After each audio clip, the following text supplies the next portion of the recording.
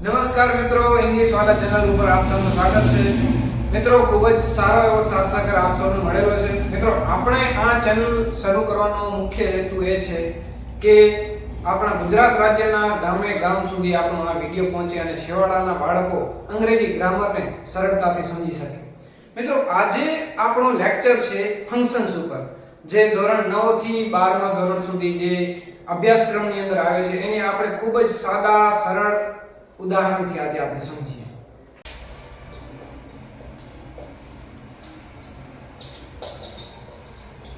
હવે જો ફંક્શન્સ મિત્રો શું છે કે એક દરેક ફંક્શનની અંદર એક ઓળખ સૂચક શબ્દ હોય છે કે ચિહ્ન હોય છે, બરાબર, જેનાથી આપણે ઓળખી શકીએ. જેમ કે એક ફંક્શન જોઈએ, પહેલો ફંક્શન છે આ એક્સપ્રેસિંગ ઇમોશન્સ, બરાબર.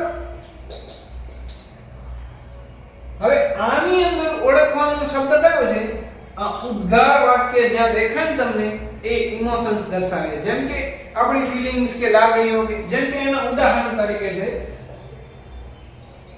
વન્ડરફુલ, બરાબર. આપણે કોઈ ચીજ જોઈએ અને આપણા મોઢામાંથી જે શબ્દ નીકળી જાય, લાગણી નીકળી જાય, વન્ડરફુલ, અને એની પાછળ આ ચિહ્ન હોય, બરાબર. વાક્ય તમને આપેલા હશે, ઓળખવાનો હશે કે કયો ફંક્શન છે.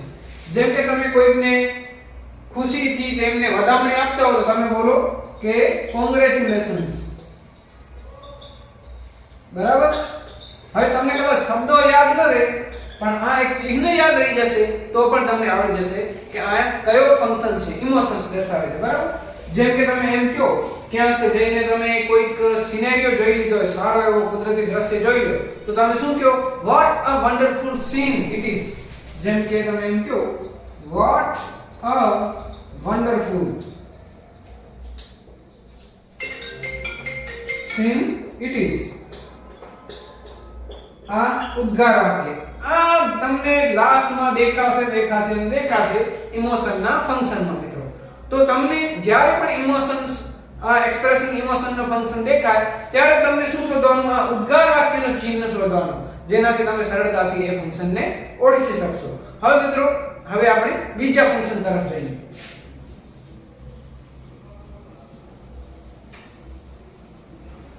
મિત્રો, બીજો ફંક્શન છે ડિસ્ક્રાઇબિંગ પ્લેસ, બરાબર. હવે જો પ્લેસ એટલે કે સ્થળ, કોઈ પણ સ્થળ, અને ડિસ્ક્રાઇબિંગ એટલે શું થાય? વર્ણન કરવું, બરાબર. વર્ણન, અને આ પ્લેસ એટલે સ્થળ.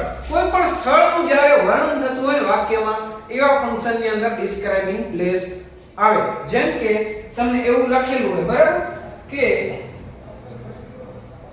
નખત્રાણા, બરાબર, Nakhatrana is a big city, બરાબર. આની અંદર તમે જુઓ, આ પ્લેસ નું નામ છે એટલે ડિસ્ક્રાઇબિંગ પ્લેસ આવી જાય. હવે જો જેમ કે પછી એવું લખેલું હોય, હવે જોજો, તેરા is a beautiful વિલેજ. હવે તમે જોજો, બરાબર, અહીં તમે એમ કહેશો કે આ બ્યુટીફુલ શબ્દ આવ્યો એ ઇમોશન્સ દર્શાવે છે, લાગણી દર્શાવે છે. પણ મિત્રો, મેં તમને એવું કીધેલું છે કે ઇમોશનના ફંક્શનમાં શું જવાનું? તમારે ઉદ્ગાર વાક્ય જવાનું. અહીં જો, અહીં કોની વાત થઈ છે? અહીંયા જે તેરા એટલે કે કોઈ ગામ છે, તેરા એ સ્થળની વાત થઈ છે, બરાબર, જે બ્યુટીફુલ છે, સુંદર છે. તો આ શું છે? સ્થળનું વર્ણન કરતું વાક્ય છે, બરાબર. પછી મિત્રો, એક અલગ બીજો ફંક્શન આવે છે describing place, describing thing. Thing એટલે શું થાય? વસ્તુ. હવે જો આ ગામનું નામ હતું, હવે વસ્તુના નામનું વર્ણન થતું હોય. જેમ કે હું એમ કહું કે it is a beautiful pen, બરાબર. આ પેન બહુ જ સુંદર છે, બરાબર. તો પેન એ શું છે? નિર્જીવ વસ્તુ છે, વસ્તુનું અહીંયા વર્ણન કરવામાં આવ્યું છે. જેમ કે બીજી કોઈ પણ આ વસ્તુ, જેમ કે it is a good bike, બરાબર, બાઇક. હવે જરૂર નથી ગુડ કે સારું કે એવું સારું વર્ણન, રોસ્ટ થિંગ પણ કહી શકે, ખરાબ બાઇક છે એવું પણ કહી શકે. પણ આપણે મુખ્ય જોવાની વસ્તુ શું છે કે વસ્તુનું વર્ણન થયું. એમાં આ ઈટ નિર્જીવ વસ્તુ દર્શાવે છે, બરાબર. નિર્જીવ કોઈ પણ ઈટ જે આપણે ખબર છે હી પુરુષમાં આવે, સી સ્ત્રીમાં આવે અને ઈટ કોઈ પણ નિર્જીવ વસ્તુ દર્શાવતો હોય, બરાબર. અહીં આ પેન એ નિર્જીવ વસ્તુ છે, બાઇક એ નિર્જીવ વસ્તુ છે, અથવા કોઈ પણ તમે કહી શકો, બરાબર. પછી હું કદાચ એમ કહું it is a beautiful lake, તો લેક હવે શું થઈ ગયું, આ એક સ્થળ થઈ ગયું. મેં તળાવને બ્યુટીફુલ કીધો, પણ આ શું થઈ ગયું, સ્થળનું વર્ણન થઈ ગયું. તો શું થઈ ગયું, ડિસ્ક્રાઇબિંગ પ્લેસ. અને મિત્રો હજી એક છે ડિસ્ક્રાઇબિંગ પર્સન.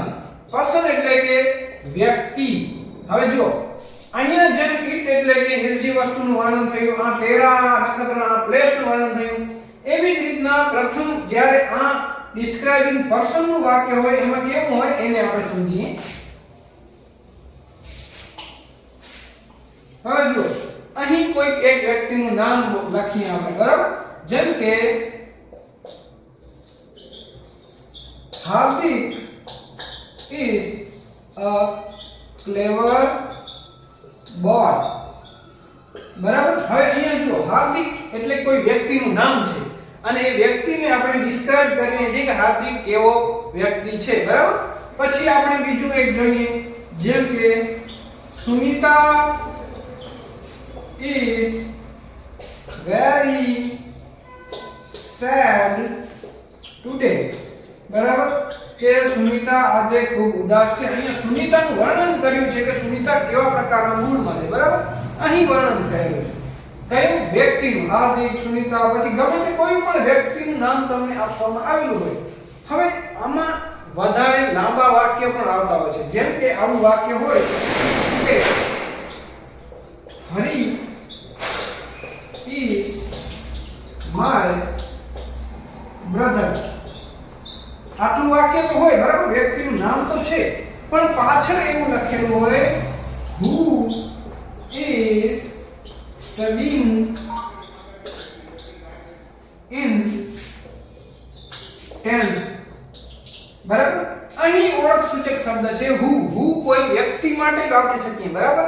આપણે કે who is this guy એટલે કે આ કોણ છે, who is your father તમારા ફાધર કોણ છે. આપણે who કોના માટે, કોઈ પણ વ્યક્તિ માટે વાપરી શકીએ. અહીંયા જો આ વાક્યની અંદર who વપરાયું, હરી એક વ્યક્તિનું નામ છે, તો આવા પ્રકારના વાક્યો ડિસ્ક્રાઇબિંગ થિંગ ની ડિસ્ક્રાઇબિંગ પર્સન ની અંદર આવે છે. ડિસ્ક્રાઇબિંગ થિંગ ની અંદર કોઈ પણ વસ્તુનું વર્ણન થાય છે, ત્યારે ડિસ્ક્રાઇબિંગ પ્લેસ એટલે કે સ્થળનું વર્ણન થાય છે. હવે મિત્રો આપણે આગળનું ફંક્શન જોઈએ.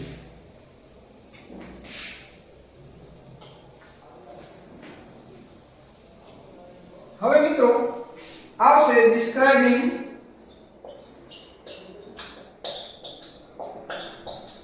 ટાઈમ, બરાબર.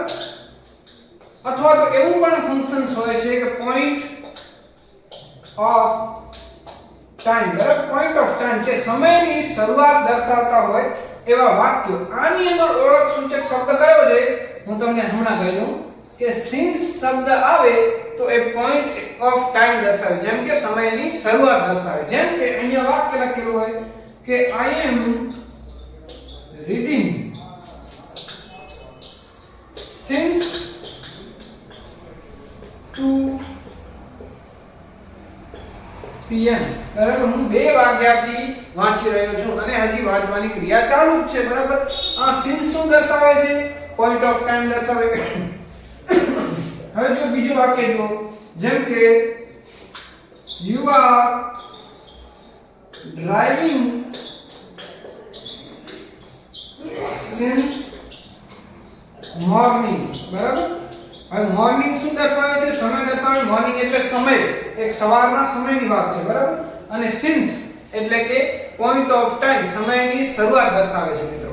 એવી જ રીતે તમારે યાદ રાખવાનો એક જ શબ્દ છે કે સિન્સ. સિન્સ શું દર્શાવે, પોઈન્ટ ઓફ ટાઈમ. હવે મિત્રો આપણે એક લાસ્ટ આજના દિવસ માટે એક છેલ્લો ફંક્શન જોઈ લઈએ. હવે એ ફંક્શનનું નામ છે એક્સપ્રેસિંગ એબિલિટી.